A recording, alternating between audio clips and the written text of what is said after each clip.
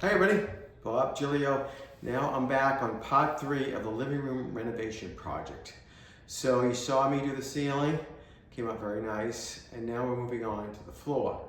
So one of the things I noticed is, and you probably were asking why I wasn't covering this beautiful oak floor as I was putting the ceiling and doing all the mudding work, because the floor is going to come up.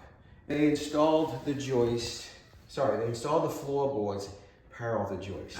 So, and you never do that unless you're a very thick and solid subfloor, because you want to have the oak flooring go in the perpendicular of the framing so you have maximum strength, and it evens out any unevenness in the joist. And so when you do it parallel with the joist, in between the joist is just plywood, and you have a valley. So now that the oak flooring goes into the valley, it has no support between the joists, and you have a waviness of the floor. This floor is particularly bad, as you can see with the straight edge. So I'm just going to hold the straight edge up, and you can see the gap here, right here. Look at what kind of gap I'm dealing with there. So here's another spot on the floor that you can see it better because of the sun. But look at, I'm just putting a straight edge from the beginning of the floor at the edge. Look at the gap under here. Isn't that incredible? So, you know, the other problem we had with this house was the floor framing in the living room wasn't that great. I'm very suspicious, and I believe the subfloor here is very inadequate. I believe it's a 1/2 inch plywood.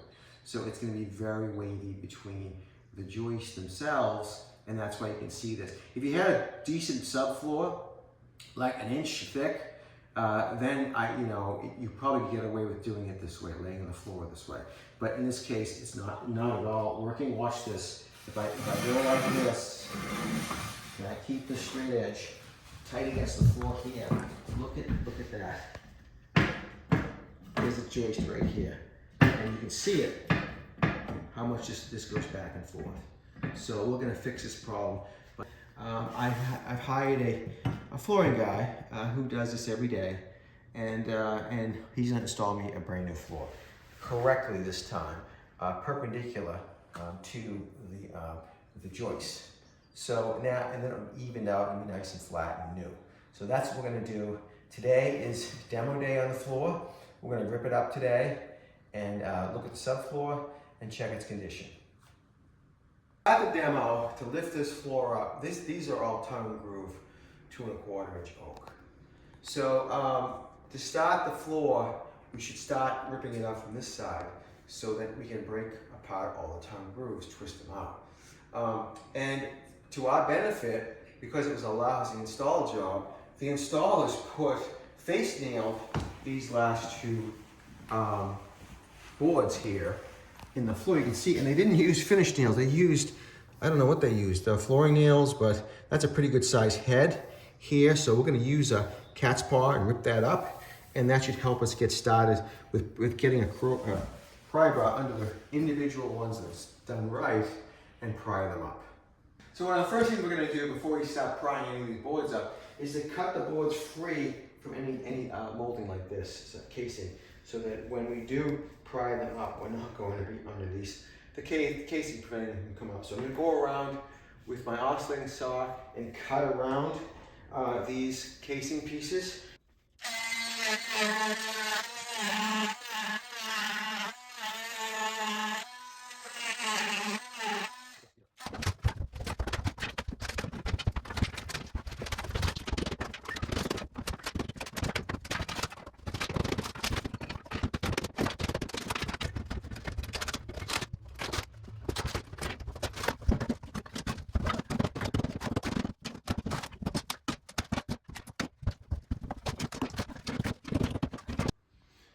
Okay, so now with the floor up, the oak floor, the old oak floor removed, now we're going to look at the subfloor. So my suspicions were semi-correct. The subfloor is in better shape than I expected, but it's still not the greatest subfloor. So what we have here is we have a layer of 3/8 plywood that's over the original 1/2 inch plywood that the builder put down when he built the house in 1975, which I think was pretty standard for this area. So the subfloor, not the best, okay? Because we have two rather thin pieces of plywood screwed together. Not sure if it's glued. It seems to be in pretty good condition. It's not spongy or anything, but still, I'd rather have a solid 3/4 inch subfloor, one solid piece of plywood. So that means that there is waviness or lack of strength between the joist, which confirms my original thought that they should have never laid the floor parallel to the joist, because in between the joist, it's going to be a weak point. Okay, so let me explain to you again to make sure we all understand why it's not good to run the flooring parallel to the joist. You see, there's a joist here where the screws are and a joist here, and there's nothing here. So if I was to run the flooring like it was run in this direction, this is going to be a low point or a soft point compared to these two areas where the joists lie. And if I was to build the floor that way, you can see the floor would very much conform to that dip in the floor, okay? Or a soft spot. But if I was to do it this way, and I go across the joist, I get the strength of the oak in this direction. It's going to want to resist or try to pull up any low point because I'm spanning between the joist. And that gives me structural strength.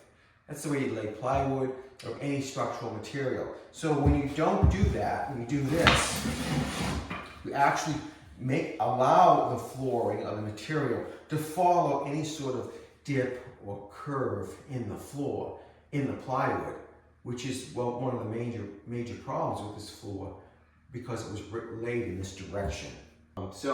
But as far as the flooring is concerned, we have some other issues here. So as you see the straight edge here, not that bad. It's pretty good right about here before we get to that doorway. But now as I progress the straight edge forward, you'll see what happens. Look at how bad that gets. That's over an inch at that end. And basically because what we found was that this particular joist in the floor framing is high relative to all the other ones. And you can see how much it is high. So it's not something that we want to go over with with a floor just yet. So here we are, working on the subfloor. What I decided to do was, my brother Mark lent me this hand planer, power planer, which is great. So what I'm doing, I'm using the straight edge. I'm taking the high spots off the subfloor.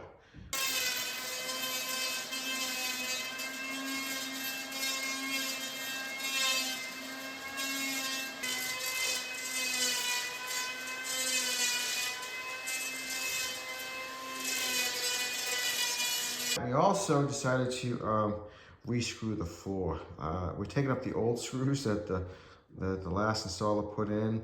Just use drywall screws, totally inadequate, not enough strength. So I'm upgrading the screws to these nice 2.5-inch decking screws right through to the studs. We're relocating the joist, and these are going to really hold the floor secure. And in between the joist, as you can see on the floor, we're going to use these 1.25-inch screws where there's no joist, just going through the 2 layers to keep it nice and tight together.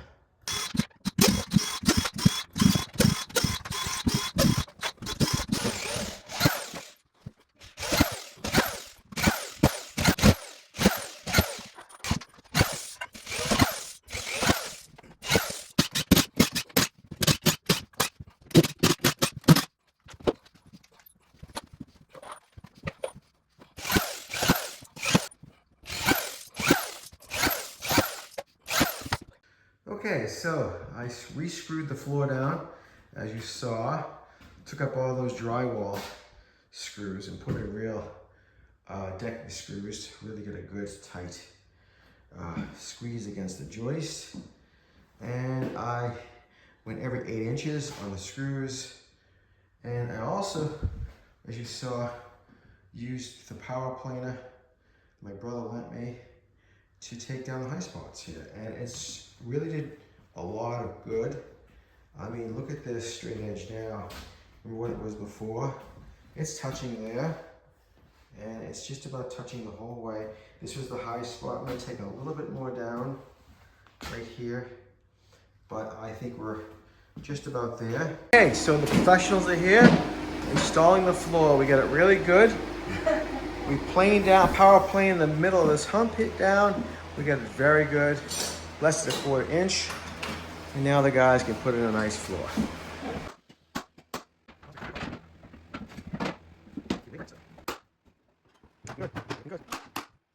Okay, so the new floor is installed. Came out beautiful. Still unfinished, unsanded. But look at this floor. It's nice and flat, and it looks great. Very happy with the way it came out. And it's done right this time. Laid perpendicular to the joist, the floor framing. That's what the joists are. They're the large framing members that go under a floor. And they are in a perpendicular front to back direction. And the wood oak flooring is now left to right. So it gives a lot of strength to the floor. It flattens out a lot of the unevenness. And we're ready to have the flooring guys sand and finish the floor. So here's the floor all finished. The flooring guys did a very nice job sanding it down, putting a coat of stain on it, and 3 coats of poly. So very happy with the way it came out. It is nice and sturdy now and flat. And that is going to conclude our part 3 of the living room renovation. So thanks for watching.